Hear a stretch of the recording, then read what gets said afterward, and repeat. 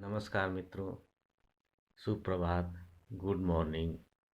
Doctor Virendra Kumar Mishra के YouTube channel में आपका हार्दिक अभिनंदन है। मित्रों, प्रशिक्षणार्थियों एवं इस विषय से संबंध रखने वाले तमाम श्रोतागण दर्शक को मेरा शत शत नमन। मित्रों, मैं इसके पहले डीएलएड दूरस्थ शिक्षा और साथ साथ नियमित के पाठ्यचर्या की चर्चा करने के क्रम में अंग्रेजी के शिक्षण शास्त्र या पेडागोजी ऑफ इंग्लिश के यूनिट फर्स्ट की कुछ बिंदुओं की चर्चा मैं कर चुका हूं, और उसी क्रम में आज मैं मदर टंग की, जिसे हिंदी में मातृभाषा कहते हैं, उसकी मैं चर्चा आप लोगों के साथ करने जा रहा हूं।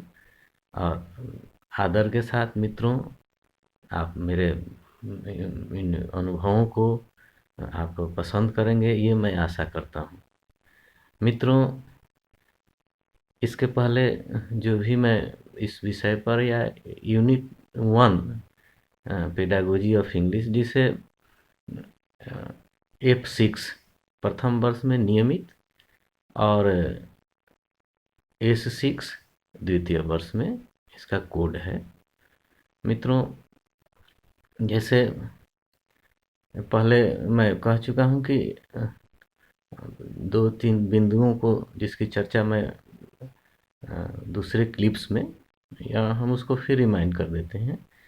एक, English is global language, that is very very important, and this question frequently asked in the previous board examination as well as the local level or internal assessment. Friends, the topics which have been included in the first unit, this topic, that is, I am going to discuss about this topic, the mother tongue is very very important one. मित्रों, मातृभाषा की जब बात आती है तो हम माता के साथ जोड़ देते हैं, और ज़्यादातर मेरा अनुभव है कि जब भी मैं पूछा हूँ किसी से कि मातृभाषा किसे कहते हैं, तो उत्तर मुझे यही मिला है कि जो माता के द्वारा हम भाषा सीखते हैं उसको मातृभाषा कहते हैं।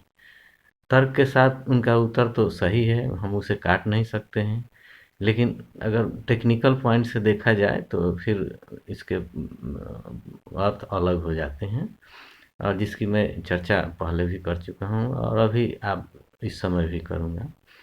मातृभाषा माता के द्वारा ही नहीं, लेकिन इसलिए मातृभाषा या मदर टंग दिया गया है कि हम अपने उस परिवेश में या उस जगह जहाँ हम रहते हैं वहीं से इस भाषा को सीखते हैं, और इस भाषा को सीखने के क्रम में हमें किसी तरह का कोई कठिनाई नहीं होती है। ये प्राकृतिक घटना है, स्वतः जैसे और चीज़ सीखते हैं उसी तरह से मातृभाषा को भी हम लोग सीख लेते हैं।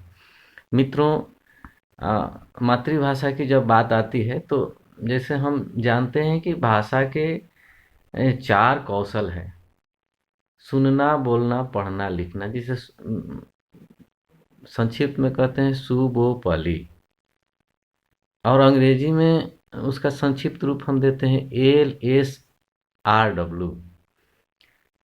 मित्रों, जो 4 कौशल है, सुनना, बोलना, पढ़ना, लिखना, इन 4 कौशलों में 2 कौशल जो प्रारंभिक कौशल है, और वे कौशल हैं सुनना और बोलना। मित्रों, इसके लिए हम लोग कोई प्रयास नहीं करते हैं। जैसे जैसे उम्र बढ़ती जाती है, भाषा का अर्जन स्वतः होते जाता है, और उसमें सुनना और बोलना कौशल अपने आप, कभी किसी तरह की कोई हम अलग से कोई कार्य नहीं करते हैं, उसके लिए कोई परिश्रम नहीं करते हैं, या उसके लिए कोई अलग तरह से व्यवस्था नहीं करते, स्वतः सीख लेते हैं। चाहे विद्यालय हम गए या न गए, या पूरे जीवन भर निरक्षर रह गए, तो हम इन 2 कौशलों को सीख लेते हैं और धीरे धीरे इसमें परिमार्जन भी होता जाता है। भाषाविदों के अनुसार, और संक्षिप्त में इसको सामान्य रूप से समझने के लिए मैं बता रहा हूँ या कह रहा हूँ कि दो कौशल मातृभाषा के लिए सुनना और बोलना स्वतः आ जाता है, या हम उसको कहते हैं नॉन फॉर्मल वे में। हम इन दो कौशलों को सीख लेते हैं और इसका भाषा के क्षेत्र में अर्जन हम कहते हैं, भाषा का अर्जन। तो मित्रों, जो परिभाषाएं दी गई हैं उनको पढ़ने के बाद यही निचोड़ निकला कि भाषा के दो कौशल जो स्वतः सीख लेते हैं अपने परिवेश के से, वे मातृभाषा हुई। और हम फिर उसको अगर परिमार्जित करते हैं तो फॉर्मल वे में विद्यालय में नामांकन करके उसके दो और कौशलों को, जिसे हम लिखना और पढ़ना कहते हैं, ये सीखते हैं। तो मित्रों, परिभाषाओं की एक लंबी श्रृंखला है। उन परिभाषाओं में हमें बहुत उलझना नहीं है, बल्कि हमें एक सामान्य समझ विकसित करनी है कि हम प्रारंभिक शिक्षक के रूप में बच्चों को पढ़ाते समय मातृभाषा के महत्व को कैसे समझ सकें, या हम हमारे अंदर एक समझ विकसित हो जाए, और साथ साथ मातृभाषा का संबंध दूसरी भाषाओं को पढ़ने, समझने में, सीखने में किस तरह से स्थान है या किस तरह से योगदान है, इसकी एक समझ होती है। तो मित्रों, जैसे हम मातृभाषा की चर्चा कर रहे हैं, तो पहले हम लोग देख लें कि मातृभाषा की विकास कैसे होती है, या हम कह सकते हैं कि कैसे सीखते हैं। जैसे हमने बताया कि मातृभाषा का अर्जन होता है और स्वतः हम दो कौशलों को सीख जाते हैं, जिसे हम कहते हैं सुनना और बोलना। तो मित्रों, जब हम मातृभाषा को सीखते हैं तो उसका एक क्रम होता है, या भाषा का अर्जन करते हैं तो उसका क्रम होता है। और वो क्रम है कि सबसे पहले हम अक्षरों को, एक अक्षरों का समझ विकसित होती है जो अमूर्त रूप में होता है, और अक्षरों का अमूर्त रूप में विकसित होने के बाद धीरे धीरे हम शब्दों को या वर्ड्स को पहचानने लगते हैं, समझने लगते हैं। उसके बाद वाक्यों को पहचानने लगते हैं, बोलने लगते हैं। और जब वाक्यों को बोलने लगते हैं तो आप देखिएगा, चाहे जिस परिवेश में आप रहते हैं वहाँ की भाषा के साथ अगर आप ऑब्जर्व करेंगे बच्चों को, तो आप देखेंगे कि वाक्य समझने के बाद धीरे धीरे वो व्याकरण की दृष्टि से या ग्रामर की दृष्टि से समझने लगता है, और उसके बाद ग्रुप ऑफ सेंटेंसेस को समझने लगता है, और अंत में इवेंट्स।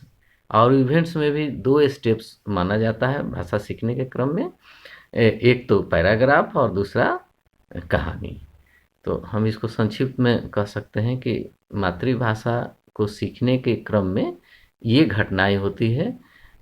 अमूर्त रूप में अक्षरों को समझते हैं, उसके ध्वनियों को समझते हैं, और उसके बाद मूर्त रूप में जब आते हैं तो words, sentences, grammatical portion, group of sentences, events, and events have been divided into two groups, the paragraphs and the tales। तो मित्रों, एक प्रक्रिया हुई जिस प्रक्रिया के द्वारा हम मातृभाषा को या मदर टंग को सीखते हैं, या स्वतः ये प्रक्रिया हमारे अंदर चलती है। दूसरा बात अगर हम इसको करते हैं या आगे इसके बारे में और चर्चा करते हैं, तो कैसे, जैसे अब हमको यहाँ पर तो ये इन बातों की चर्चा करनी है कि मातृभाषा को सीखने के बाद हम पुनः दूसरी भाषाओं को, और विशेषकर अंग्रेजी की बात यहाँ पर आती है क्योंकि अंग्रेजी के विषय की हम लोग चर्चा कर रहे हैं, तो कैसे ये सहायक होती है अपनी भाषा, या मातृभाषा किस तरह से उसमें सहायता करती है।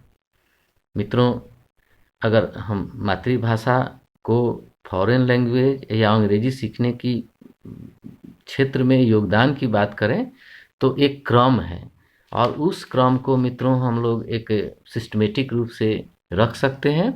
तो सबसे पहले मित्रों, मातृभाषा के शब्द हैं, उन शब्दों को जिस भाषा में सीखते हैं उस भाषा में उसको हम ट्रांसलेट कर देते हैं। तो पहला क्रम हुआ मातृभाषा के शब्द, दूसरा क्रम हुआ उन शब्दों का जिस जिस भाषा को हम सीखने जा रहे हैं। जैसे हमारा यहाँ पर अंग्रेजी की बात हो रही है, जैसे हम आम कहते हैं, तो आम को अंग्रेजी में जब हम सीखेंगे या अंग्रेजी को जानेंगे तो फिर उसका उस शब्द से रिप्लेस कर देंगे, जैसे मैंगो। तो then the words are replaced in the foreign language और the language which are going to learn. और जब शब्दों को धीरे धीरे रिप्लेस करते जाते हैं, या दूसरे शब्दों में कह सकते हैं कि अपनी भाषा मातृभाषा के शब्दों को दूसरी भाषा में या अंग्रेजी जहाँ की बात हो रही है तो अंग्रेजी में जब रिप्लेस करते हैं तो धीरे धीरे एक समझ विकसित होने लगती है, और समझ विकसित होने के बाद तब उस भाषा को हम समझने लगते हैं। तो friends, I am repeating this once again, mother words or the words which are spoken in the mother tongue, the words of the mother tongues are replaced in the foreign language or English here. Then the words are replaced and gradually understanding is developed. So this is the process of learning foreign language or English from the mother tongue. So friend, अब बात आती है कि आखिर इसका क्या महत्व है। तो कुछ बिंदुओं को मैं इकट्ठा किया हूँ, और ये मैं नहीं कहता हूँ कि जो मैं बिंदु दे दिया हूँ ये अंतिम है। These are the points collected by me, and you may enhance the points in this list. So friends, I am reading one by one the points. कैसे मातृभाषा का सहयोग होता है दूसरी भाषा अंग्रेजी को सीखने में। तो पहला जो मैंने अपनी बिंदु दिया हूँ, तो सबसे पहले मातृभाषा का उपयोग हम टीचिंग लर्निंग प्रोसेस में करते हैं। जब शिक्षक पढ़ाते हैं तो वो सबसे पहले अपनी भाषा में या बच्चों की मातृभाषा में जाते हैं और तब अंग्रेजी को पढ़ाते हैं। दूसरा पॉइंट है कि मदर टंग का जितने भी वर्ड्स हैं वो हम ग्रेजुअली, या हम कह सकते हैं कि बहुत ही फेमिलियर जो शब्द हैं, हम मानते हैं कि शरीर के अंगों से हम शुरू करते हैं, और शरीर के अंगों के जितने भी हिंदी में नाम हैं या अपनी मातृभाषा में नाम हैं उनको हम अंग्रेजी में ट्रांसलेट करते जाते हैं। इसलिए आप देखेंगे कि टेक्स्ट बुक में सबसे पहले आपको मिलेगा बॉडी पार्ट्स। तो ये दूसरा योगदान हुआ। अगर हम नोज को, हैंड्स को, लेग्स को हिंदी में जाकर नहीं समझेंगे तब तक फिर अंग्रेजी में हम नहीं समझ सकते हैं। तो दूसरा पॉइंट्स हुआ। और तीसरा पॉइंट है कि हमको समझ विकसित करने के लिए जब भी अगर कोई पैराग्राफ या कुछ भी मिल रहा है तो सबसे पहले हम अपनी भाषा में जाकर तब हम समझते हैं। तो मदर टंग समझ विकसित करने में भी सहायता करती है दूसरी भाषा या अंग्रेजी सीखने में। जब ही तो मित्रों हम कहते हैं कि किसी भाषा से दूसरे भाषा में जब ट्रांसलेट करते हैं तो उसके अर्थों को हम नहीं समझ पाते, अच्छी तरह से उसको भावनाओं को हम व्यक्त नहीं कर पाते हैं। हम दूसरे शब्दों में ये कह सकते हैं मित्रों। और मातृभाषा से जब हम अंग्रेजी में इंटर करते हैं तो जितनी मातृभाषा आसान हम समझते हैं उसी तरह ये मातृभाषा उस भाषा को, अंग्रेजी को सीखने में और इजी करती जाती है।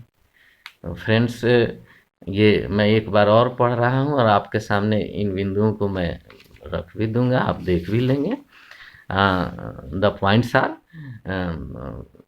we can say the importance of English reading or learning through the mother tongue, or how mother tongues help during the learning of, or in other words we can say the teaching learning process of English. So the first point is it helps teaching learning process of English. Mother tongue help in the translation work in English. The mother tongue facilitates comprehension in English, and learners feel easy through the mother tongue and foreign language or English. Thank you friend, आपको बहुत बहुत धन्यवाद।